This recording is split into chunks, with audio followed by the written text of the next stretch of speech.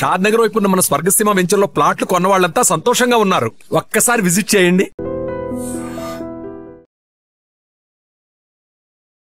ప్రస్తుతం అయితే అన్న వాళ్ళ భార్య మనతో ఉన్నారు. అసలు ఏంటి పరిస్థితి, అన్నకి ఎంత ఎంత కష్టపడి ఇన్ని రోజులు హాస్పిటల్లో ఉంటే ఇంత పెద్ద సెలబ్రిటీ అయ్యింది అంటే ఎవరు ముందుకు వచ్చారు ఏంటి అని.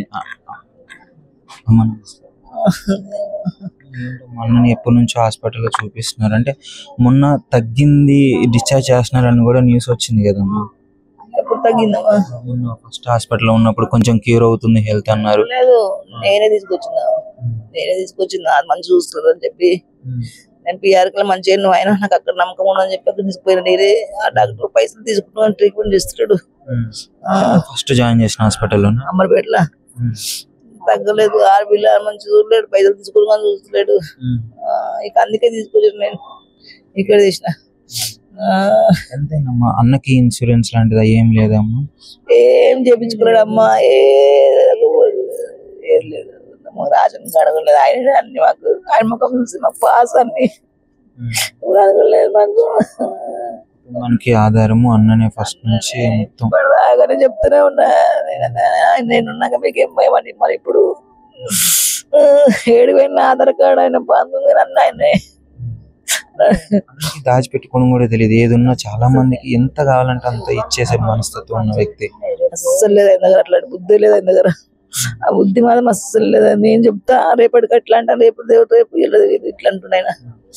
అంత ధైర్యంగా మిమ్మల్ని ఇన్ని రోజులు తీసుకొని వచ్చి ఇప్పుడు అలాంటి ఎంత మందికి సాయం చేసిన వ్యక్తికి కనీసం ఇప్పుడు హాస్పిటల్లో ఉన్నప్పుడు ఎందుకు ముందుకు రాలేదు అనుకుంటున్నారు? ఎవరు రాలేదు.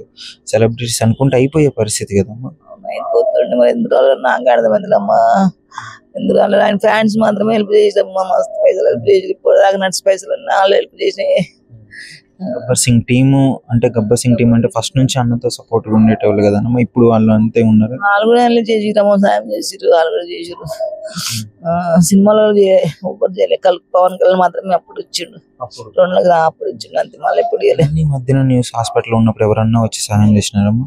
బొర్రాలే వచ్చారు. ఆయన ఫ్యాన్స్ మాత్రం ఇప్పుడు కూడా రాత్రి కూడా ఒక ఆయన అందరూ కూడా వెళ్ళేసిండు. ఆయనకు ఎవరో తెలియదు, ఫోన్ పే చేసిండు.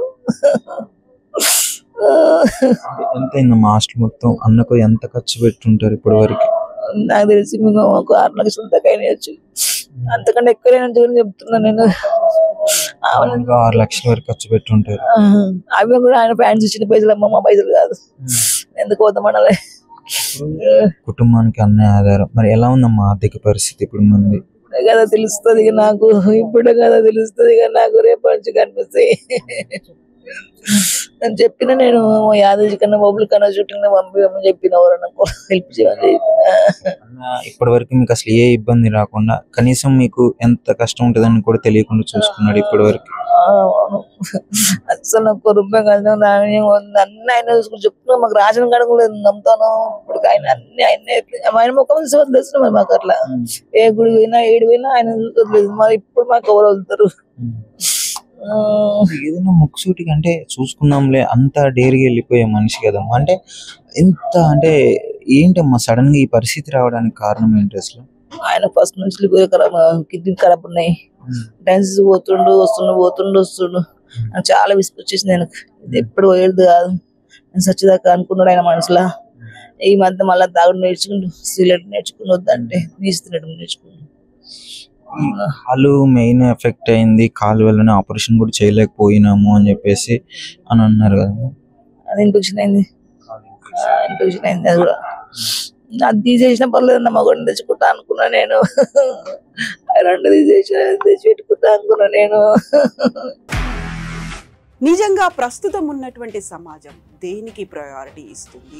ఆర్థిక సంబంధాల చుట్టూ మాత్రమే తిరుగుతుంది. మళ్ళీ ఎన్నికలంగానే చాలా విరక్తి కలుగుతాం. మంచి అనిపిస్తుంది కదా, లేడీస్ కూడా ఛాలెంజింగ్ జాబ్స్ చేసినప్పుడు చాలా బాగుంటది. ట్రాఫిక్ అసిస్టెంట్స్ గా నియమించిన ట్రాన్స్జెండర్స్ అందరితో సాల్యూట్ చేయించుకుంటున్నారు. ఫుడ్ డెలివరీ ఇవ్వటానికి వెళ్ళినటువంటి డెలివరీ బాయ్ అనిల్ పై కళ్ళ ముందు పెళ్ళండి